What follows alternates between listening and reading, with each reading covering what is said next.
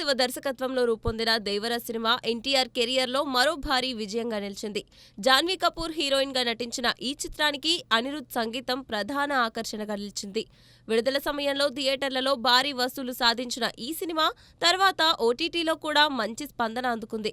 అయితే television premier విషయంలో మాత్రం ఆలస్యం చోటు చేసుకోవడంతో అభిమానుల్లో ఆసక్తి పెరిగింది. చివరికి ఈటీవీ సంస్థ శాటిలైట్ హక్కులను సొంతం చేసుకోవడంతో టీవీ ప్రేక్షకులకు శుభవార్త అందింది. ముఖ్యంగా పండుగ రోజున ప్రసారం చేస్తే దేవరకు భారీ టీఆర్పీ వచ్చే అవకాశాలున్నాయని టీవీ వర్గాలు భావిస్తున్నాయి. యువసుధ ఆర్ట్స్, ఎన్టీఆర్ ఆర్ట్స్ సంయుక్తంగా నిర్మించిన ఈ చిత్రం విజువల్ పరంగా కూడా ప్రేక్షకులను ఆకట్టుకుంది. ఇక దేవర పార్ట్ 2పై ప్రస్తుతం స్పష్టత లేకపోయినా అభిమానులు మాత్రం తదుపరి ప్రకటన కోసం ఎదురుచూస్తున్నారు.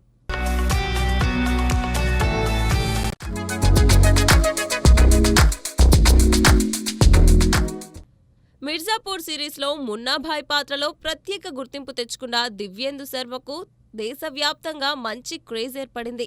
ఇప్పుడు అదే గుర్తింపుతో టాలీవుడ్లోకి అడుగు పెడుతూ పెద్ది సినిమాలో కీలక ప్రతినాయకుడి పాత్ర పోషిస్తున్నాడు. దర్శకుడు బుచ్చిబాబు సానా ఈ పాత్ర కోసం పలువురిని పరిశీలించిన తర్వాత దివ్యేందును ఎంపిక చేసినట్లు తెలుస్తోంది. ముఖ్యంగా రామ్ చరణ్తో పోటీగా నిలిచే రామ్ బుజ్జి పాత్ర సినిమాలో బలమైన ఎలివేషన్లతో కనిపించనుందని సమాచారం. ఇప్పటికే విడుదలైన ట్రైలర్లో ఈ పాత్రకు మంచి స్పందన వచ్చింది. మరోవైపు దివ్యేందు కూడా టాలీవుడ్ ఎంట్రీపై ఉత్సాహం వ్యక్తం చేశాడు. రామ్ చరణ్ నటన సెట్స్లో తనను ఆశ్చర్యపరిచిందని ఆయన చెప్పడం ఆసక్తి రేపుతోంది. ఈ సినిమా విజయవంతమైతే టాలీవుడ్కు మరో బలమైన విలన్ దొరికినట్టేనని సినీ విశ్లేషకులు అభిప్రాయపడుతున్నారు.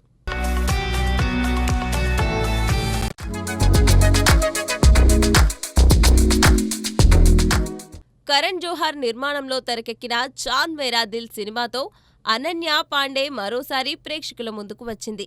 కిల్ హీరో లక్ష లాల్వని కథానాయకుడిగా నటించిన ఈ చిత్రం హైదరాబాద్ నేపథ్యంలో రూపొందింది.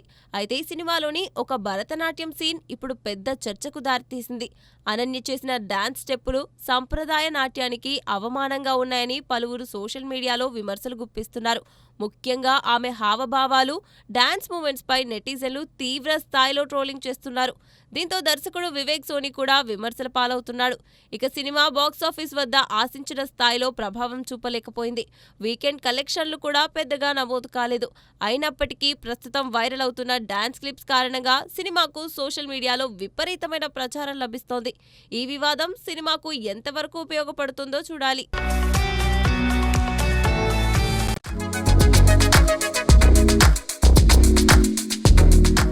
సూర్య నటించిన కరుప్పు సినిమా బాక్సాఫీస్ వద్ద భారీ విజయాన్ని అందుకోవడంతో ఆయన మళ్లీ ఫామ్లోకి వచ్చాడు. ఈ విజయోత్సాహంలోనే తన 50వ చిత్రాన్ని ప్రతిష్టాత్మకంగా తెరకెక్కించేందుకు సూర్య సిద్ధమవుతున్నాడు. విజయ్ జననాయకన్ చిత్రాన్ని నిర్మించిన కేవీఎన్ ప్రొడక్షన్స్ ఈ సినిమాను నిర్మించనున్నట్లు సమాచారం. భారీ వ్యయంతో రూపొందుతున్న ఈ ప్రాజెక్ట్ కోసం ప్రముఖ దర్శకుడిని ఎంపిక చేసే ప్రయత్నాలు కొనసాగుతున్నాయి. దర్శకుడు ఖరారైన వెంటనే అధికారిక ప్రకటన వచ్చే అవకాశాలు కనిపిస్తున్నాయి. ప్రస్తుతం సూర్య, వెంకీ అట్లూరి దర్శకత్వంలో రూపొందుతున్న విశ్వనాథన్ సన్స్ చిత్రాన్ని పూర్తి చేసి మలయాళ దర్శకుడు జితు మాధవన్ తెరకెక్కిస్తున్న సూర్య 47 షూటింగ్లో పాల్గొంటున్నారు. మరోవైపు కరుప్పు సీక్వెల్తో పాటు మరికొన్ని కథలు కూడా పరిశీలిస్తున్నట్లు సమాచారం. దీంతో రాబోయే రోజుల్లో సూర్య నుంచి వరుస సినిమాలు వచ్చే అవకాశాలు కనిపిస్తున్నాయి.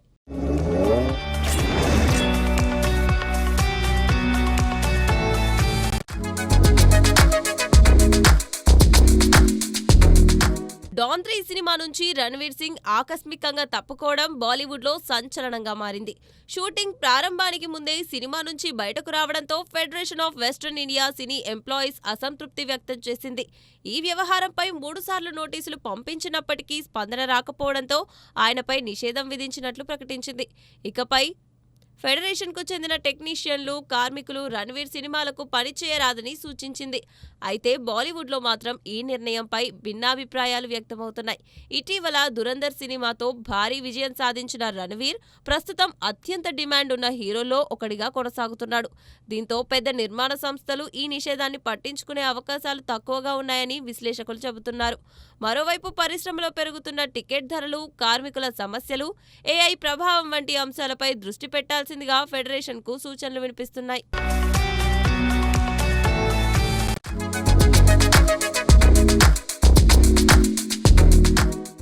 బాలీవుడ్ ప్రముఖ కొరియోగ్రాఫర్ జానీ మాస్టర్ పై దర్శకుడు రామ్ గోపాల్ వర్మ చేసిన తాజా ట్వీట్ సోషల్ మీడియాలో హాట్ టాపిక్ గా మారింది. తన పోలీస్ స్టేషన్ మే బూత్ సినిమా షూటింగ్ సందర్భంగా జానీ మాస్టర్ పనితీరు చూసి తాను ఆశ్చర్యపోయానని ఆర్జీవీ పేర్కొన్నారు. ముఖ్యంగా పోలీస్ స్టేషన్ నేపథ్యంలో తెరకెక్కించిన పాటకు జానీ ఇచ్చిన స్టెప్స్, ఫ్రేమింగ్, ఎనర్జీ అద్భుతంగా ఉన్నాయని కొనియాడారు. జానీ మాస్టర్ కేవలం టాలెంటెడ్ కొరియోగ్రాఫర్ మాత్రమే కాకుండా ఎంతో మంచితనం ఉన్న వ్యక్తి అని కూడా ఆర్జీవీ తన ట్వీట్లో వెల్లడించారు. ప్రస్తుతం ఈ ట్వీట్ నెట్టింట వైరల్ అవుతుండగా జానీ అభిమానులు భారీగా షేర్ చేస్తున్నారు. కొంతకాలంగా వివాదాల్లో చిక్కుకున్న జానీ మాస్టర్కు ఇండస్ట్రీ నుంచి ఇలాంటి మద్దతు రావడం విశేషంగా మారింది. మరోవైపు ఆర్జీవీ చేసిన ఈ కామెంట్స్ పై సినీ వర్గాల్లోనూ చర్చ కొనసాగుతోంది. జానీ మాస్టర్ ప్రతిభను మరోసారి గుర్తు చేసిన ఈ ట్వీట్ ఇప్పుడు సోషల్ మీడియాలో ట్రెండింగ్లో నిలిచింది.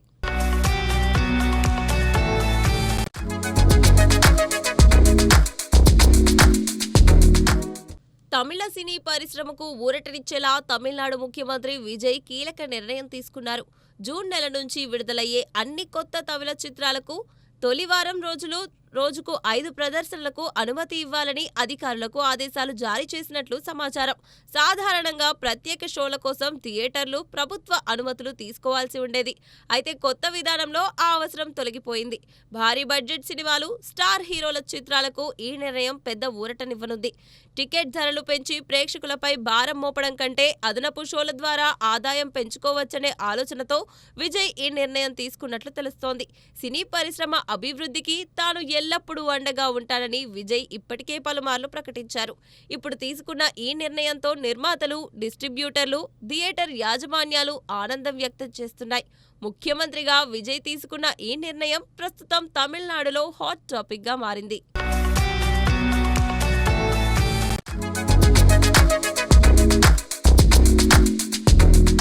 సమంత ప్రధాన పాత్రలో తెరకెక్కుతున్న మా ఇంటి బంగారం ట్రైలర్ విడుదలై సోషల్ మీడియాలో ట్రెండింగ్ లో నిలిచింది.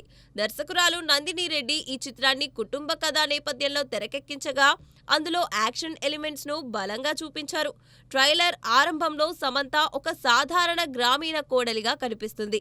కుటుంబ సభ్యులతో కలిసి సాధారణ జీవితం గడుపుతున్న ఆమె పాత్ర ఒక్కసారిగా యాక్షన్ మోడ్లోకి మారడం ఆసక్తిని పెంచుతోంది. కుటుంబానికి ఎదురైన ప్రమాదాన్ని ఎదుర్కొనే సమయంలో సమంత చూపించిన యాక్షన్ సన్నివేశాలు హైలైట్ గా నిలిచాయి. ముఖ్యంగా ఆమె ఫైట్స్, స్క్రీన్ ప్రెజెన్స్ అభిమానులను ఆకట్టుకుంటున్నాయి. ఫ్యామిలీ ఎమోషన్స్ తో పాటు థ్రిల్లింగ్ యాక్షన్ ను కలిపి ట్రైలర్ ను కట్ చేసిన తీరు సినిమాపై అంచనాలు పెంచుతోంది.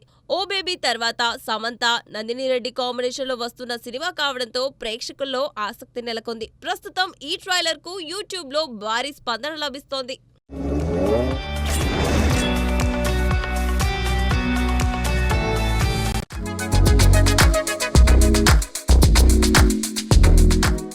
ప్రతిష్టాత్మక కేన్స్ ఫిల్మ్ ఫెస్టివల్లో పాల్గొన్న ఐశ్వర్య రాయ్ లుక్ పై సోషల్ మీడియాలో విమర్శలు వెల్లువెత్తుతున్న వేళ బాలీవుడ్ నటి కంగనా రనౌత్ ఆమెకు మద్దతుగా నిలిచారు. ఐశ్వర్య ధరించిన దుస్తులు, స్టైల్ పై వస్తున్న నెగటివ్ కామెంట్స్ ను కంగనా తప్పుబట్టారు. ఫ్యాషన్ అనేది ప్రతి ఒక్కరి వ్యక్తిగత అభిరుచి అని, ఎవరూ తమ ఎంపికల గురించి ఇతరులకు సమాధానం చెప్పాల్సిన అవసరం లేదని ఆమె పేర్కొన్నారు. ఐశ్వర్య ఎప్పటిలాగే కేన్స్ వేదికపై ఎంతో అందంగా కనిపించారని ప్రశంసించారు. అలాగే యువ నటీమణులనే రెడ్ కార్పెట్ పై చూడాలని ఆశించడం సరైంది కాదని కంగనా వ్యాఖ్యానించారు. వయస్సుతో సంబంధం లేకుండా ప్రతి మహిళకు తనదైన స్టైల్ ఉంటుందని ఆమె స్పష్టం చేశారు. ముందు మీ వ్యక్తిత్వాన్ని ప్రపంచానికి చూపించండి, తర్వాత ఇతరుల ఫ్యాషన్ పై మాట్లాడండి అంటూ ట్రోల్స్ కు స్ట్రాంగ్ కౌంటర్ ఇచ్చారు. ప్రస్తుతం కంగనా చేసిన ఈ వ్యాఖ్యలు సోషల్ మీడియాలో వైరల్ అవుతుండగా పలువురు నెటిజన్లు ఆమెకు మద్దతు తెలుపుతున్నారు.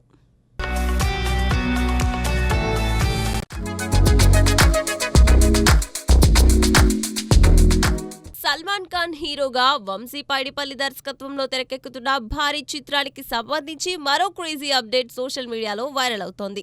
ఈ సినిమాకు సంగీత దర్శకులుగా తమన్, అనిరుద్ రవిచందర్ కలిసి పనిచేసే అవకాశాలు ఉన్నట్లు ప్రచారం జరుగుతోంది. ప్రస్తుతం ముంబై పరిసర ప్రాంతాల్లో షూటింగ్ జరుపుకుంటున్న ఈ చిత్రాన్ని నిర్మాత దిల్ రాజు అత్యంత ప్రతిష్టాత్మకంగా నిర్మిస్తున్నారు. పాటల కోసం తమన్ను, బ్యాక్గ్రౌండ్ స్కోర్ కోసం అనిరుద్ను ఎంపిక చేసే ఆలోచనలో మేకర్స్ ఉన్నారట. ఈ కాంబోను సెట్ చేయడానికి భారీ రెమ్యునరేషన్ కూడా ఆఫర్ చేసినట్లు టాక్ వినిపిస్తోంది. సౌత్ ఇండస్ట్రీలో ప్రస్తుతం టాప్ మ్యూజిక్ డైరెక్టర్లుగా దూసుకుపోతున్న ఈ ఇద్దరు ఒకే సినిమాకు పనిచేస్తే మ్యూజిక్ పరంగా సినిమా మరో స్థాయికి వెళ్లడం ఖాయమనే అభిప్రాయాలు వ్యక్తమవుతున్నాయి. అయితే ఈ వార్తలపై చిత్ర బృందం నుంచి ఇంకా ఎలాంటి అధికారిక ప్రకటన వెలువడలేదు. అయినప్పటికీ సోషల్ మీడియాలో మాత్రం ఈ మ్యూజికల్ కాంబోపై భారీ చర్చ కొనసాగుతోంది.